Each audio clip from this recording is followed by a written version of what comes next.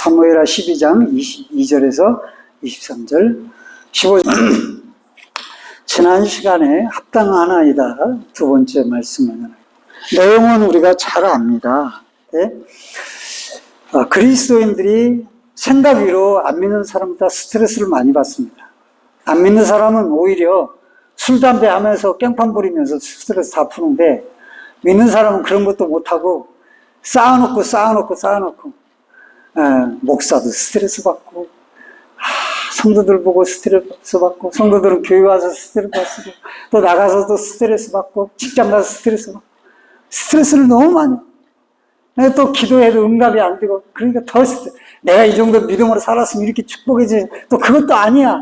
이게 참 남과 비교해서 보면 좀 형편없어. 물질적으로 형편없고 사는 것도 형편없고, 그러니까 온갖 근심, 걱정, 스트레스, 우울 이런 게 다 몸에 배어있는.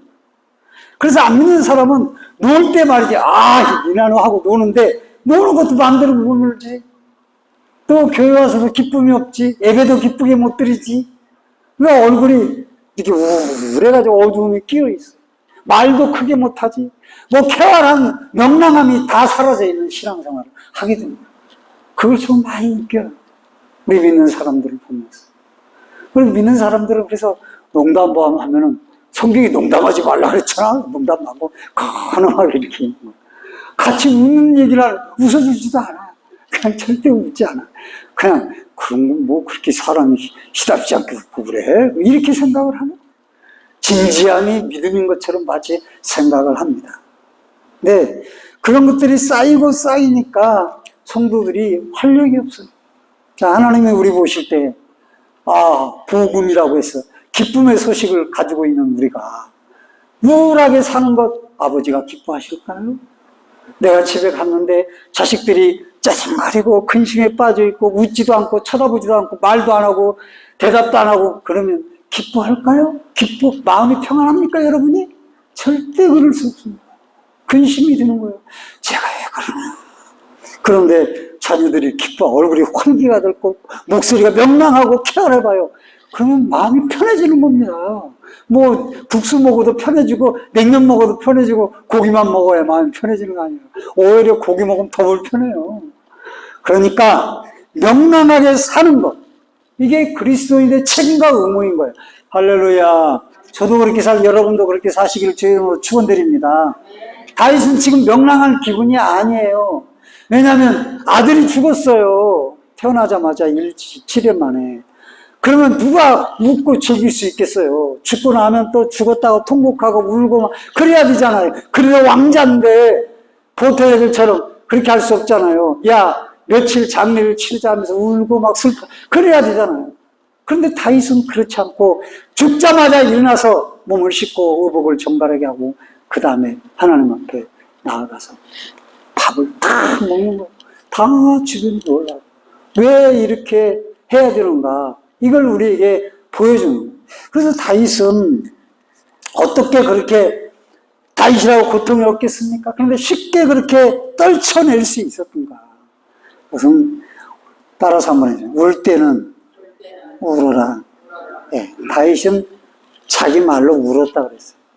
다른 사람들은 왜 금식하고 엎드려서 그렇게 밥도 안 먹고 그러더니 아이가 죽은데 일어났습니다. 다윗은 뭐라고? 내가 죽기 전에는 울었다는 말 2번 했어요. 울었어요. 울 때는 울어야 돼, 사람이. 울 때 안 울면 안 돼. 근데 뭐 사람 앞에서 운다고 되는 게 아니잖아요. 여러분들이 혼자 울어요.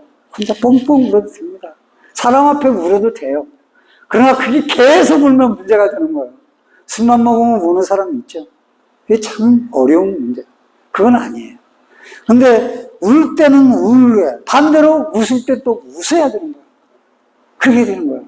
여러분, 우리들이 이 명랑함을 회복하는 데 있어서 울어주는 것, 우울증에 빠지고 병들고 하는 거 이유가 보니까 울 때 못 울었어요.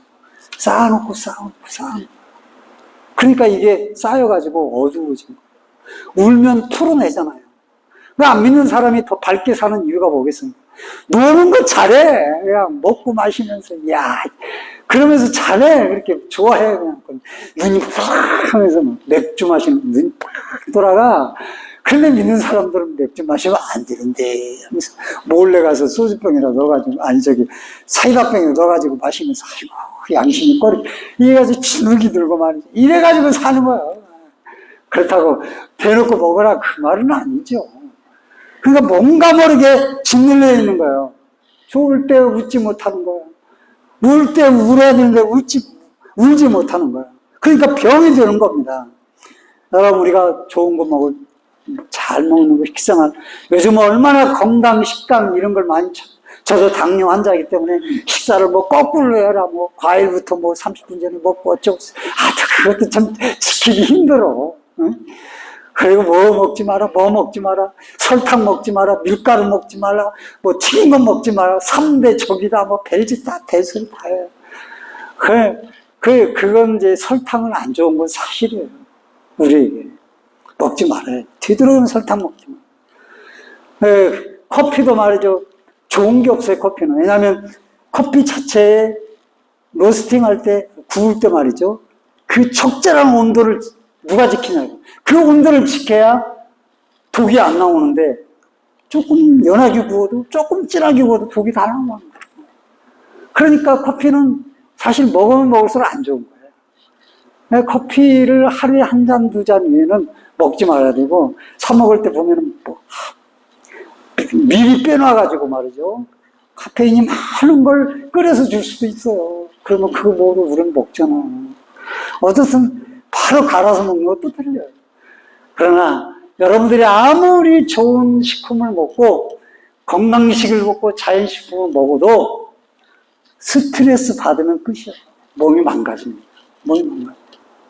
그건 제가 체험합니다. 스트레스 받으면 안 돼요.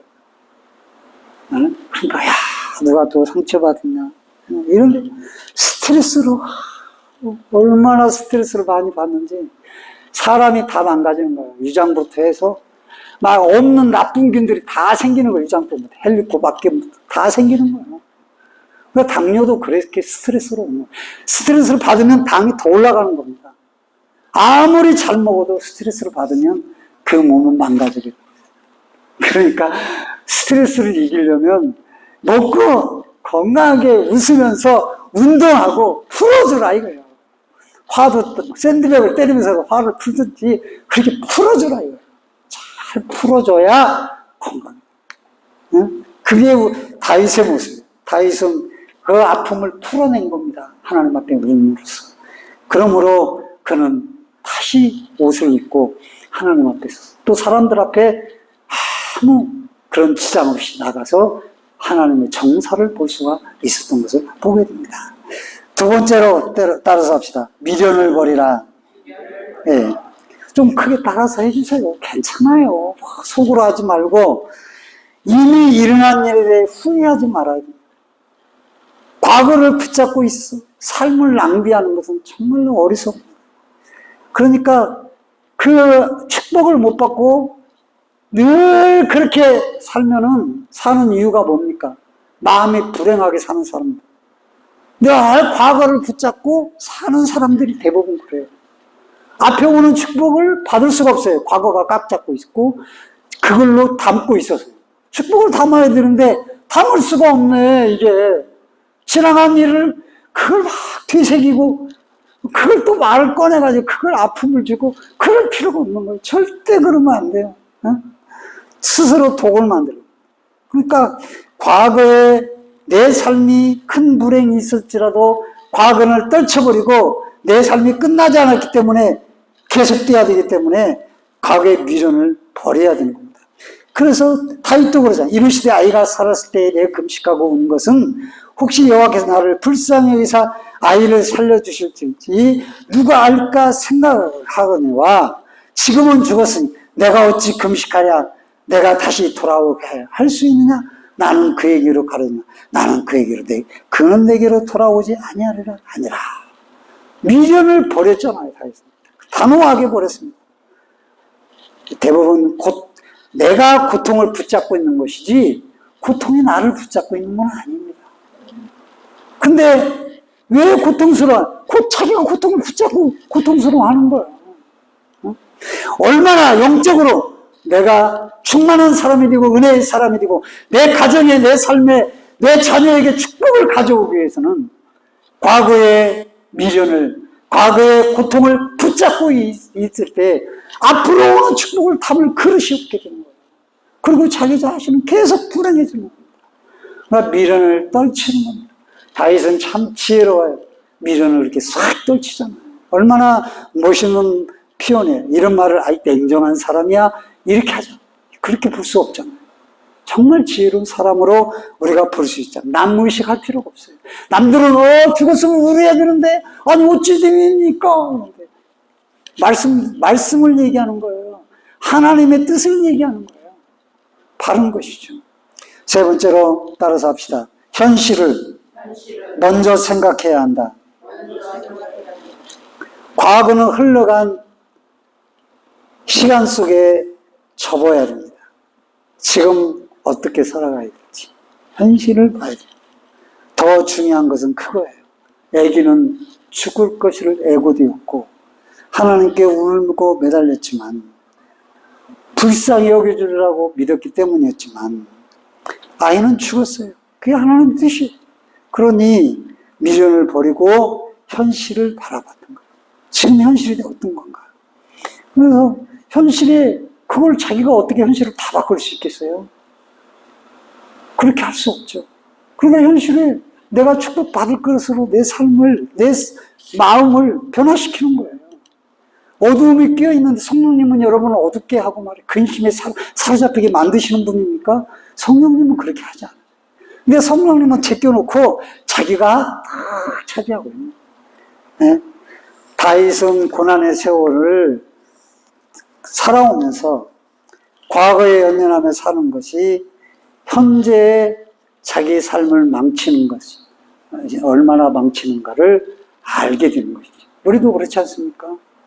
사람들이 얼마나 과거 때문에 자기 삶을 망칩니까? 그래서 불행해지고 중독자가 되고 그러지 않습니까? 그러니까 우리가 과거를 빨리빨리 떨쳐내지 못하면 그게 이제 집안 내력이 되어버리는 거예요. 그 DNA가 영적인 DNA가 있어요. 그러니까 그걸 떨쳐내려면 내가 그걸 끊지 않으면 안 되는 거예요. 왜 교회를 다녀요? 왜 예배를 드려요? 그런 거 다 껴안고 예배 드리면 무슨 은혜가 있어요? 그런 거 다 껴안고 말씀이 어디가 있어요, 거기? 그 안에. 다 흘러내려가죠. 그 안에 다 다른 게 담겨. 그 다음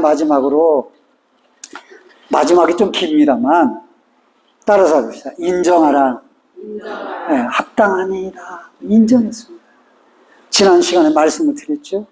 어두움이 있다면 그것은 하나님의 심판을 인정하지 못했기 때문에 당신의 행하심이 내게 합당합니다. 라는 이 신앙 고백이 매우 중요한 거예요. 다윗은 그렇게 하나님의 공의와 심판을 인정했습니다. 그 인정은 자신의 삶의 방향에 명랑함을 회복하는 중요한 수단이 됩니다. 아마도 다윗이 자기 아들의 죽음을 인정하지 않았다면 다윗은 내 아들이 죽었어 하고 어두움에 사로잡혔을 겁니다. 그리고 생각을 해서 아들만 죽는다고 그랬어요? 칼이 끊이지 않겠다고 그랬어요. 그 어려움을 다 이겨낼 수 없는 그 인정하고 인정하지 않았어. 여기서부터 인정이 안 되면 다윗은 악독한 왕이 되든지 아니면 포악한 폭군이 되든지 아니면 불신앙자가 되든지 아니면 중독자가 되어서 어둠에 사로잡혀서 불신앙에 사로잡히다가 하나님을 예배하지 않고 오히려 하나님을 대적하다 죽는 사람이 되는 거예요. 그런데 여기서부터 인정함으로 어두움에 시달리지 않고 어두움을 빨리 떨쳐내서 자기에게 다가오는 괴로움을, 심판을 하나님 옳습니다. 빨리 떨쳐내고 명랑함을 입고 또 올 때 빨리 떨쳐내고 그래서 하나님의 징계와 심판을 속히 이겨냈던 것을 보게 되는 것이에요. 우리는 안 좋은 일이든지 좋은 일이든지 하나님의 뜻과 행하심이라고 인정하는 마음을 갖고 있는 것은 매우 중요합니다. 고통을 이겨내는 것입니다. 안 믿는 사람은 자기의 능력으로 견딜 수 있지만 우리는 진정한 믿음은 그것을 신앙의 힘으로 하나님 아버지의 뜻을 이해하는 것으로 이겨내는 것이 신앙입니다. 보세요. 이렇게 인정하게 되니까, 자, 사무엘이 선지자가 찾아와서 기름을 부었어. 그러니까 그것이 하나님의 뜻임을 인정을 하니까 다윗의 삶이 다르잖아요. 만일 그것이 다른 사람이 그렇게 하고 하나님 뜻이 아니라고 했으면 내가 이제 기름 부음 받는 왕이야 하고 교만에 가득 찼을 겁니다. 거기다 골리앗까지 죽였어. 거기다 왕의 사위야. 그러면 어떻게 되겠습니까? 용사라고 막 사람 백성이 야 당장 기름 부음 받았는데 야 당장 날 따르라 해가지고 사울을 엎어버리고 자기가 왕 됐을 것이야. 그러나 하나님의 인정함을 하나님의 뜻을 인정하고 그것을 받았기 때문에 그렇게 인위적인 방법으로 행하지 않았어요. 그와 반대로 나쁜 것이 올 때도 그것이 하나님 앞에 온 것이기 때문에 그 나쁜 고통을 잘 이겨냈던 것을 보게 된 것이죠. 그래서 사울이 10여 년 동안 쫓아다녔잖아요. 다윗을 죽이려고. 그리고 사울이 추격할 때 1000명의 군사를 동원해서 추격하는데 자기에게 골리앗을 칼을 내어준 대제사장과 제사장 가문들을 갖다가 80여 명을 사울이 죽였어요. 다윗에게 칼을 내어줘 먹을 걸 주었다고요. 세상에. 그렇게 악한 사울이에요. 얼마나 다윗에게 일을 가르쳤어요. 그런데 왜 그렇게 결국은 사울은 어떻게 됐습니까? 스스로 자기를 해서 죽었습니다. 블레셋과의 전쟁에서. 왜 그런 자가 됐습니까? 인정하지 않았기 때문이니까 반대로 다윗과 반대예요. 하나님의 기름 부음을 다윗의 기름 부음을 인정하지 않았어요. 요나단은 자기 아들을 인정해서 나는 왕이 못 되고 네가 왕이 될 거다. 다윗에게. 나도 안다. 사울은 아니다. 내가 내 자식에게 왕위를 내 왕권인데 내 나라인데 네가 죽여야 되겠다고 쫓아다닌 거예요.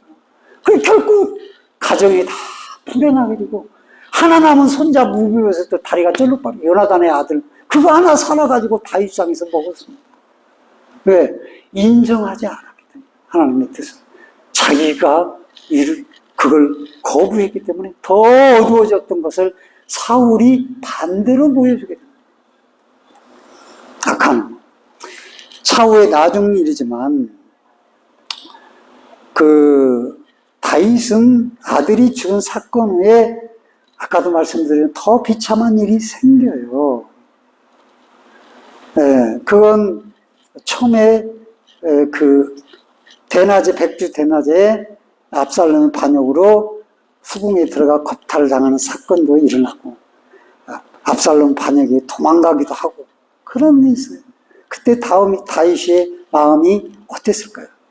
그런데 그가 그걸 잘 이겨낸 걸 보면은 생각해보세요. 주변 사람은 아들이 반역했어. 야, 어떻게 집안을 반역했으면 저렇게 됐을까? 따르면서도, 아이고, 그래도 왕이니까 따라야지 하면서 속으로는 다 그렇게 지 아들 관리도 못하면서 이렇게 안 했겠어요, 여러분? 마음이 다른 사람 반역한 것보다 더 힘든 거예요, 이건. 그러니까, 그런데다가 도망을 가는데, 우리가 잘 알듯이, 시므이가 사울의 친족입니다. 사울의 종이었어요, 시므이는. 길 건너편에서 다윗이 도망가고 있으니까 신하들과 함께 우리 사울 왕을 죽인 건 지가 죽었지. 우리 가문을 무너뜨리고 네가 잘 될 줄 아냐? 잘 꼴 좀 좋다고 하고 티끌을 날리면서 비웃고 조롱하고 저주했습니다. 저주했다고. 그러니까 옆에 있던 장수들이 내 주여 저놈을 당장 가서 죽이겠습니다. 그런데 다윗이 뭐라 그랬어요? 놔둬라. 하나님이 나에게 저의 입을 통해서 저주하라고 하신 것 아니겠느냐. 내가 어찌 그것을 막겠느냐. 놔둬라. 그렇게 말했어요. 거기서 다윗이 인정함이 드러나잖아요. 합당합니다. 그걸 못하면 야 그래 당장 죽여. 저는 그렇게 됐잖아요. 그렇게 풀이를 했을 것입니다. 그러나 다윗은 점점 인정하지 않고 부풀이를 했을지라도 어두움에 빠져들었을 것입니다. 믿음의 사람들은 하나님의 뜻이라면 자기에게 있어. 그것이 슬프고 가슴 아픈 일이 있을지라도 하나님의 뜻이라는 이유 하나만으로 그 뜻을 인정하고 합당하게 받아들인 거죠. 독자 이삭을 바치라. 이해가 안 돼. 그렇게 말씀 주시고 70년이 지난 후에 100세가 돼가지고 겨우 준 아들을 갖다가 아니 바치라니 이해가 안 돼. 근데 바치는 겁니다. 합당하게 아들을 바칩니다. 하나님의 뜻을 이렇게 인정하는 삶, 믿음의 선조들의 삶인 것을 보게 됩니다. 이렇게 하나님 앞에 별것 아닌 것 같은데 내 삶은 하나님의 손길로 또 내 잘못으로 또 하나님의 어떤 의도로 또 내 삶에 어떤 고통이 왔을 때 빨리 그걸 인정하는 삶, 그렇게 인정하고 하나님의 뜻에 합당합니다. 다윗처럼 이렇게 할 때 어떻게 하나님 도와주십니까? 바로 보상을 해주신 걸 봅니다. 축복으로 바꿔주신 겁니다. 여디디야다. 사람 보내서 하나님이 나단 선지자를 보내서 하나님이 너에게 위로의 선물을 주신다. 평안과 평안의 왕을 보냈다. 솔로몬이라 평화의 왕이다. 여디디야란 말은 여호와의 사랑을 입었다. 이 말은 뭐예요? 내가 너를 사랑한다, 다윗아. 그 증거다. 그게 새로운 아들, 죄악의 아들이 아니라 새로운 아들, 축복을 너에게 허락한다. 라고 여디디야를 주신 것입니다. 이 솔로몬을 통해서 성전이 건축되지 않습니까? 얼마나 멋집니까? 그렇게 다윗은 이때, 체험을 또 하는 거예요. 하나님을 이 뜻을 인정하니까 이렇게 하나님 축복해 주시는구나. 이걸 알게 됐어요. 알게 되는 거예요. 그러니까 나중에 압살롬이 반역할, 시므이가 저주할 때 뭐라 그래요? 그렇게 말을 하는 거예요. 그가 저주하게 버리더라. 혹시 여호와께서 나의 온통함을 감찰하시니 오늘 그 저주 때문에 여호와께서 선으로 내게 갚아주시리라. 그렇게 말을 하는 거예요. 이미 한번 경험을 했거든요. 하나님 축복해 주신 거. 근데 이후에도 놓아줘서 살려줬어. 근데 이제 압살롬이 죽고 다윗이 개선하는데 누가 제일 먼저 나옵니까? 엎드려가지고 그 앞에서 내 등을 밟고 가세요. 잘못했습니다. 엎드린 게 바로 저주하던 시므이입니다. 그럼 다른 사람에 의해서 시므이는 죽지만 다윗은 그로 인해서 피를 흘리지 않습니다. 그러니까 어떻게든 하나님이 갚아주시고 위로해 주신다는 걸 다윗은 확신했습니다. 여러분, 말씀을 맺히면서 비록 나의 잘못으로 오는 하나님의 채찍이나 고난이라 할지라도 그것을 내게 합당합니다. 라고 믿음으로 받으면 우리는 어둠을 벗어나서 은혜에 거하게 되고, 그리고 공의를 합당하게 받을 때 다윗이 죽은 아들 대신 솔로몬을 하나님이 다윗에게 선물로 주셨던 것처럼 우리를 불쌍히 여겨주시고 샬롬과 평안을, 위로를, 축복을 더해 주시는 것을 우리는 알게 되는 것입니다. 오늘 여러분, 저와 여러분, 오늘 믿음으로 주여 합당합니다. 주님을 인정하는 삶을 살아서 하나님의 위로와 축복을 받는 저와 여러분이 되시기를 주의 이름으로 간절히 축원드립니다. 아멘.